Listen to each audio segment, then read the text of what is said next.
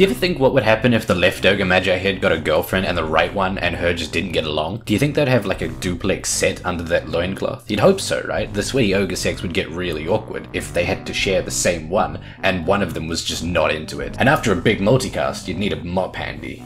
Do you guys ever think about that? Ooh, maybe this segment's not a good idea for this particular episode following what I just said. Let's skip ahead.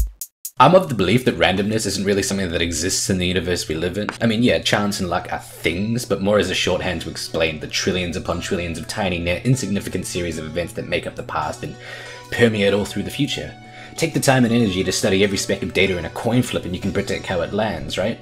Now, if you knew every single detail of a man's life, you could know what he'll say next. But none of you know me that well, so you won't be able to predict that I'm about to say, we're taking Ogre Magi mid. Or maybe you did. You know, after 50 times of taking our support mid, it might be a tad predictable. You walk up to 2 doors. Written on one is the words free will. You walk through it. On the other side of the door, it reads predetermined. In that room, you walk through a door with a picture of Troll on it. In it lies Troll Warlord, who cowers in fear as you come through, for you are Ogre Magi and you counter him. You really counter any of those man fighters. It's like the absolute best thing Ogre does. He counters man fighters, high armor heroes, and I don't know, slot machines and casinos. On the other side, he himself is countered by illusions and summons because he's all mostly single target. But really, he's a big 8 armor, high regen, high HP caster. How often does that come about? You really can't know how unnaturally good Ogre Magi is until you've been beaten by it mid. Luckily, or more appropriately serendipitously, I've had that happen multiple times now. This is the mid Ogre Magi build I'd go. It prioritizes Ignite, ignores Bloodlust, and has Fire Blast trailing behind, with multicast not being picked up until level 9. Yeah, I know, how can you play Ogre Magi without Ogre Magi's signature skill, but Ignite works in a way that makes it easily the best skill to max in a mid matchup, but by level 6 a multicasted Ignite doesn't add damage, it just throws another Ignite that on mid can only hit the same targets again and refresh the previous one that only hit a half second ago anyway. But a multicasted Fire Blast? Well, Fire Blast is a 220 damage 1.5 second stun costing 105 mana on a 12 second cooldown. With multicast, however, the cooldown drops to 10, then 8, then 6, the mana cost goes up to 165 at max, and every multicast proc on that one cast recasts Fire Blast every half a second. So a 1.5 second stun becomes a 3 second stun with a 4 times multicast, a 220 damage nuke becomes an 880 damage mega nuke, and a sad support becomes the memory of a sad support. Ignite is cast on a unit but splashes in an AoE of 150 per multicast level, so without multicast at all, it has a 0 range splash. You can make the argument to level multicast so Ignite hits creeps for farm, but I personally don't bother. It's up to you.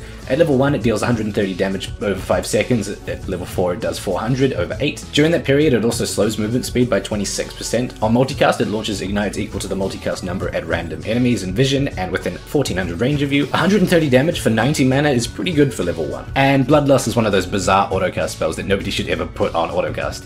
On cast, it gives up to 16% movement speed, 60 attack speed, 30 second cooldown. It can be cast on buildings. This is as much a reminder for me as it is for you, the viewers. Eric, cast Bloodlust on your towers for God's sake. For every multicast, you cast Bloodlust on another random unit in the radius. Other than that, multicast doesn't really do much for it. And of course, multicast level 1, it gives a 40% chance to 2 times, 0 for the rest. Level 2 gives 50 to 2 times, 20 to 3 times, 0 chance to 4 times. And level 3 gives 60 to 2, 25 to 3, and 12.5 to 4. Wait a second. That's a 97.5 chance for at least one of those to happen. Wow, wouldn't that be awesome? Now, it doesn't actually add them, it just rolls for all 3. If you get a 2 times success and a 4 times success, it just does the higher one. And of course we're getting Ags, so Unrefined Fire Blast is Fire Blast with a static 275 damage and 6 second cooldown. You can even get this without leveling Fire Blast or multicast at all. The quirk is it does 60% of Ogre Magi's current mana, rounding down. You will never not have mana to cast this. Using it first, however, probably means you won't have mana for anything else. 275 4 times is 1100, Fire Blast 4 times multicast plus Unrefined Fire Blast 4 times multicast is all up 1980 damage, with a 6.25% chance of happening, or 100%, it all depends on when you check. If you check after it happens, it's a 100% chance that it has happened. Alrighty boys and girls, let's send Ogre Magi mid, start off with that PMS and... Wait, where's PMS? What happened to PMS? Oh, Dueling Fates was announced halfway through this recording. PMS is gone? Wait, why am I sad about that? This is awesome! Yep, the patch notes dropped in between those last segments, so this might just be the most pure 7.07 rundown without any bias from anyone else, because at this point I haven't even read anything else. But none of the new items are any good for Ogre anyway. Maybe Kaya with Ags? I don't know, we'll see.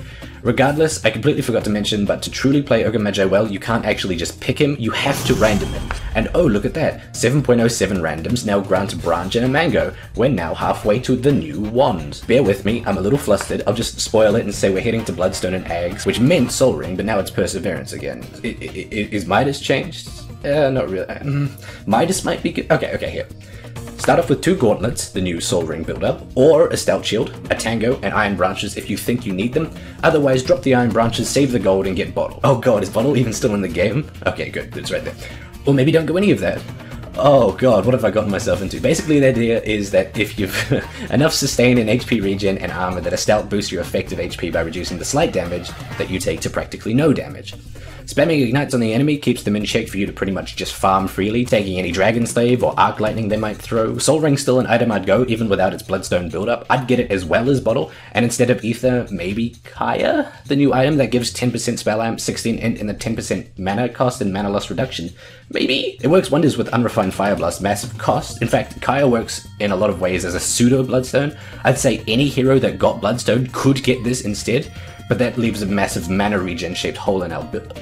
Actually no, maybe it doesn't. With mana being a flat number now, maybe the need for big mana granting items is sort of nullified. Oh god, I don't know. I mean, I'm literally about to finish this video and start work on a 7.07 Ogre Magi addendum. Until then, this should work out fine. Maybe. Hi there. This episode was brought to you by Fuxia Fucking Luxley, Free Kill, Chris, 1996, Gore Rocker, The Adam Sandler Attack Crab, Elahu Dankbar, Lucas Cucone, Michael Robb, Mr. Revolut, Post, Shadow Sweetheart, Jeff Miller, Ashen Rabbit, Kim Nelson, haha, I saw these guys a whole day ago, I'm Pickle Rick, KKK, oh no, that one guy who jungles Tinker and everybody else, Mr. Magic aka The Tones, Kaiser Wilhelm, Hubert motherfucking Cummerdale, Raphael Silva, Frieda Blondor, Shiva's Guard, and don't worry, it's a male nipple so it's okay, Red, English Breakfast Tea, Digital Dark, Pro S, Shandor Chabar, Orange Filter Sky, Procrastination Studios, Leonard, Yabis McGee, Soranok, Jolly Drew Giant, Carbon Bond, XT, Christian Rudder, Milocott, Average Soul, Scar, Apache Mari wearing a headwear neckwear nicknamed as Hatcrafter, Red Gamer Fleur, Hi I'm Eric and I'm a filthy fucking slag first. Oh. Haha. Jimbal, the Son of God, Tsunami Shadow, Puneeth P, Rhett Mitchell, Exato, Whimsy Shire Magic, Wagwan Pifting, What's Your BBM Pin, Grumman, Emmy Dies Alone, Kig Gizzard, and the Shady Wizard, Zena Penumbra, Sleepers for the Week, Herpa Derpa Dooda Derp, Swaggity Booty Beep Boop D, Tugs McBoat, Slap a Leg a Lamb on the side for it, Redalus, Kerrison, 15, and the rest.